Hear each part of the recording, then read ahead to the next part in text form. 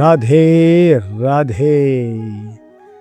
आप सभी जानते हैं इस बार का राधा अष्टमी 31 अगस्त को आ रहा है और इसी कारण हम 10 दिन है हमारे पास, तो कुछ राधा जी का लीला सुनते हैं और आनंद में रहते हैं।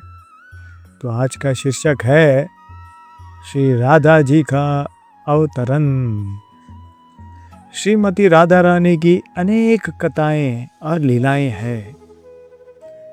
कृपया अपनी तर्क वितर्क बुद्धि का प्रयोग न करें और प्रश्न भी न पूछें। एक शुद्ध वैष्णव केवल ऐसी लीलाओं का ध्यान करता है और आनंद में रहता है।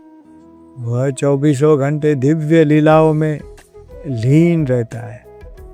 यही उसकी जीवन का लक्ष्य भी होता है।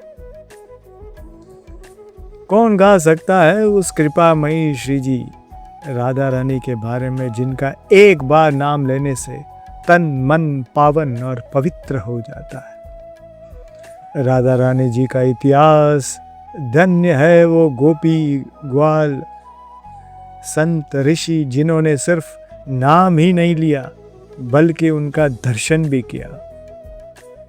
आइए जानते हैं सिर्फ राधा रानी के चरणों की धूल के कण जितनी बातें। राधा एक ऐसी कहानी है। राधा द्वापर युग में श्री वृषभानु के घर प्रकट होती है। कहते हैं कि एक बार श्री राधा गोलोक विहारी में रूठ गई। इसी समय गोप सुदामा प्रकट हुए। राधा का मन उनके लिए असह्य हो गया। उन्होंने श्री राधा की भर्त्सना की। इससे कुपित होकर राधा ने कहा, सुदामा, तुम मेरे हृदय को संतप्त करते हो, असुर की भांति कार्य कर रहे हो, अतो तुम असुर योनि को प्राप्त हो। सुदामा कांप उठे, बोले, गोलेश्वरी, तुमने मुझे अपने शाप से नीचे गिरा दिया है। मुझे असुर योनि प्राप्ति का दुख नहीं है, पर मैं कृष्ण वियोग से तप्त हो रहा हूं। इस वियोग का तुम्हें अनुभव नहीं है, अतः एक बार तुम भी इस दुख का अनुभव करो। सुदूर द्वापर में श्री कृष्ण के अवतरण के समय तुम भी अपनी सखियों के साथ गोप कन्या के रूप में जन्म लोगी और श्री कृष्ण से विलग रहोगी। सुदामा को जाते देखकर श्री राधा को अपनी त्रुटि का आभास हुआ और वे भय से कातर हो उठी। तब लीलाधारी कृष्ण ने उन्हें सांत्वना दी कि हे देवी, यह शाप नहीं अपितु वरदान है। इसी निमित्त से जगत में तुम्हारी मधुर लीला रस की सनातन धारा प्रवाहित होगी, जिसमें नहाकर जीव अनंत काल तक कृत्य कृत्य होंगे। इस प्रकार पृथ्वी पर श्री राधा का अवतरण द्वापर में हुआ। तो एक अन्य कथा है। नृगपुत्र राजा सुचंद्र और पितरों की मानसी कन्या कलावती ने 12 वर्षों तक तप करके श्री ब्रह्मा से राधा को पुत्री रूप में प्राप्ति का वरदान मांगा। फलस्वरूप द्वापर में वे राजा वृषभानु और रानी कीर्तिदा के रूप में जन्मे। दोनों पति पत्नी बने। धीरे धीरे श्री राधा के अवतरण का समय आ गया। संपूर्ण व्रज में कीर्तिदा के गर्भधारण का समाचार सुख स्रोत बनकर फैलने लगा। सभी उत्कंठा पूर्वक प्रतीक्षा करने लगे। वह मुहूर्त आया। भाद्रपद की शुक्लाष्टमी चंद्रवासर मध्याह्न के समय आकाश मेघाच्छन्न हो गया। सहसा एक ज्योति पसुती ग्रह में फैल गई। यह इतनी तीव्र ज्योति थी कि सभी के नेत्र बंद हो गए।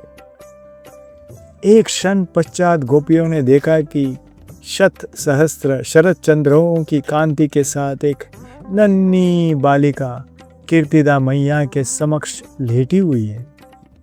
उसके चारों ओर दिव्य पुष्पों का ढेर है। उसके अवतरण के साथ नदियों की धारा निर्मल हो गई, दिशाएं प्रसन्न हो उठी। शीतल मंद पवन अरविंद से सौरभ का विस्तार करते हुए बहने लगी। देवी राधा कृष्ण की प्रेयसी और सात्विक प्रेम की अनूठी मिसाल है। श्री कृष्ण के लिए प्यार राधा रानी के दिल में बसा हुआ था। यह प्रेम का वह स्वरूप था जिसकी मिसाल कहीं ढूंढे नहीं मिलती है। राधा कृष्ण की बांसुरी, उससे निकलने वाले सुर, उनके मोर पंख, वैजयंती माला सभी से प्यार करती थी। इसलिए दुनिया भर में 8 पटरानियों और 16,000 रानियों के पति होते हुए भी श्री कृष्ण की आराधना सिर्फ राधा संग की जाती थी।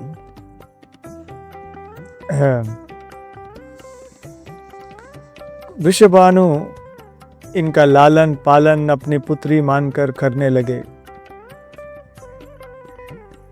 राधा जी का विवाह रायन नामक व्यक्ति के साथ संपन्न हुआ था।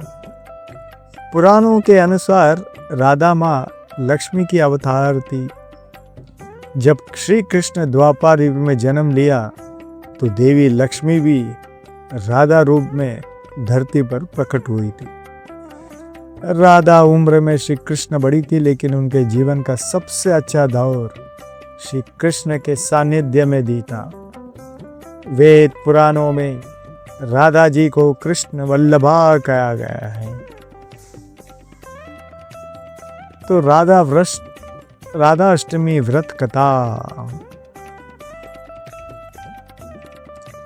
एक अलग कथा है जो जब हमने ऊपर कहा था वही राधा रानी और श्री धाम के संगत में हुआ था।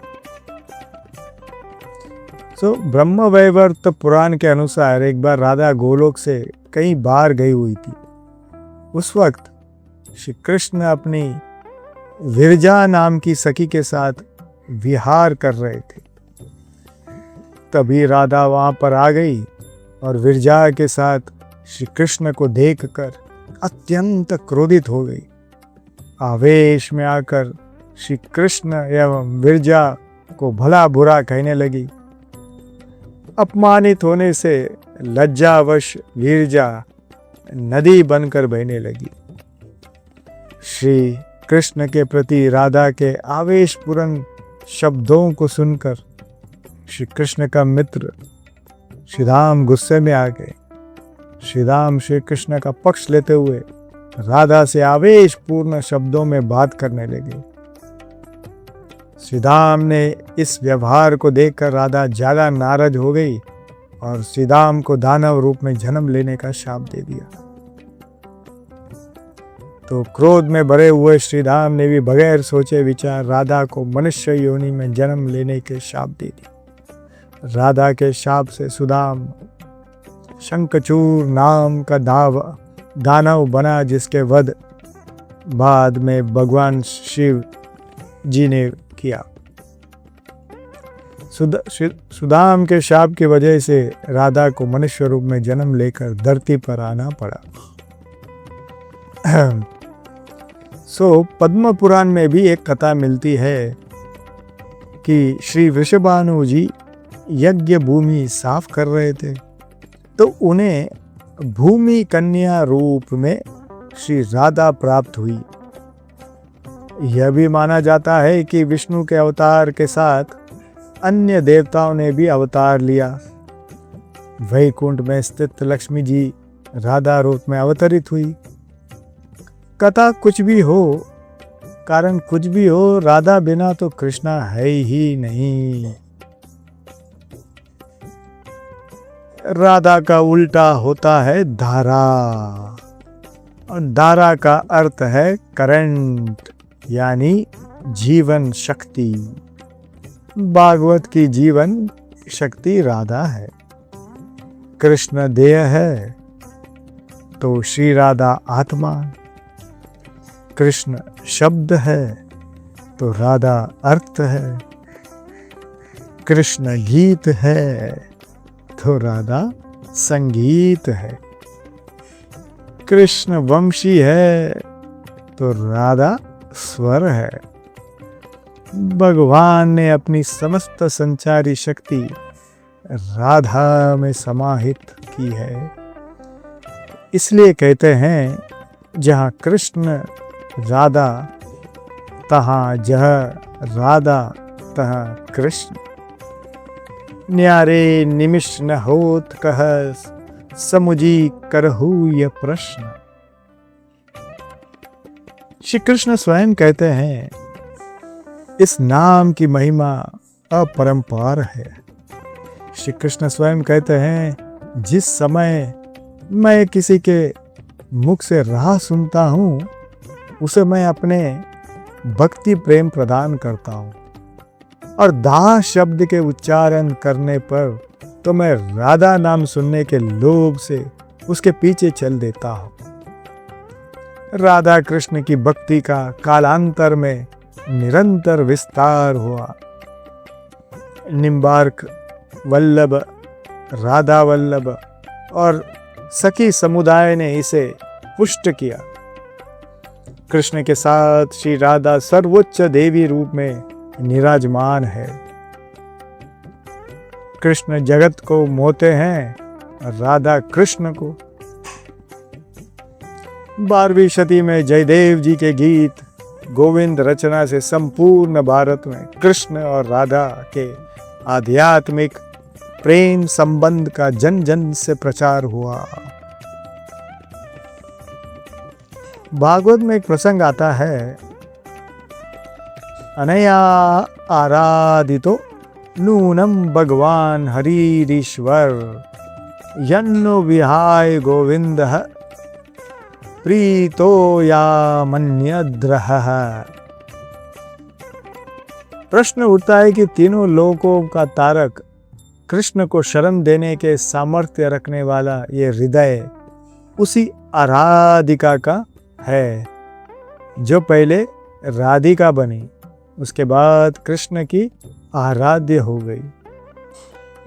राधा को परिभाषित करने का सामर्थ्य तो ब्रह्म में भी नहीं है। कृष्ण राधा से पूछते हैं, हे राधे, भागवत में तेरी क्या भूमिका होगी? राधा कहती है, मुझे कोई भूमिका नहीं चाहिए कान्हा, मैं तो तुम्हारी छाया बनकर रहूंगी। कृष्ण के प्रत्येक सृजन की पृष्ठभूमि यही छाया है। चाहे वह कृष्ण की बांसुरी का राग हो, या गोवर्धन को उठाने वाली तर्जनी, या लोकहित के लिए मथुरा से द्वारिका तक की यात्री की आत्मशक्ति। आराधिका का वर्णन, आराधिका में आ जो शब्द है को हटाने से राधिका बनता है। इसी आराधिका का वर्णन महाभारत या श्रीमद् भागवत में प्राप्त है, और श्री राधा नाम का उल्लेख नहीं आता। भागवत में श्री राधा का स्पष्ट नाम का उल्लेख न होने के कारण एक कथा यह भी आती है कि सुखदेव जी को साक्षात श्री कृष्ण से मिलाने वाली राधा है, और सुखदेव जी उन्हें अपना गुरु मानते हैं। कहते हैं कि भागवत के रचयिता सुखदेव जी राधा जी के पास शुक्र रूप में रहकर राधा राधा का नाम जपते थे। एक दिन राधा जी ने उनसे कहा कि हे शुक, तुम अब राधा के स्थान पर श्री कृष्ण श्री कृष्ण श्री कृष्ण का जाप किया करो। उसी समय श्री कृष्ण आ गए। राधा ने यह कहकर कि यह शुक बहुत ही मीठे स्वर में बोलता है, उसे कृष्ण के हाथ सौंप दिया, अर्थात उन्हें ब्रह्म का साक्षात्कार करा दिया। इस प्रकार श्री राधा सुखदेव जी की गुरु है, और वे गुरु का नाम कैसे ले सकते थे। इसके लिए आपको भागवतम में श्री राधा का नाम नहीं मिलेगा, आराधिका मिलेगा, आराधा। श्री राधा कृष्ण की आह्लादनी शक्ति है। सब उन्हें प्रेम की देवी रूप में जानते हैं। कृष्ण कहते हैं, अपने प्रेमी जनों का याद आना तो अच्छा है, प्रिय जनों का स्वप्न आए तो भी अच्छा लगता है। जब नंद बाबा, यशोदा मैया, पंच सखा गोपियां के स्वप्न तक तो कोई तकलीफ नहीं होती है, पर जब उसमें श्री राधा जी का स्वप्न आए तो अच्छा नहीं लगता। तब मैं अवतार कार्य भूल जाता हूँ। क्यों आया धरती पर वो भूल जाता हूँ। तब मुझे तकलीफ होती है। क्यों मैं अवतार कार्य के लिए आया, मुझे तो राधा के पास रहना चाहिए।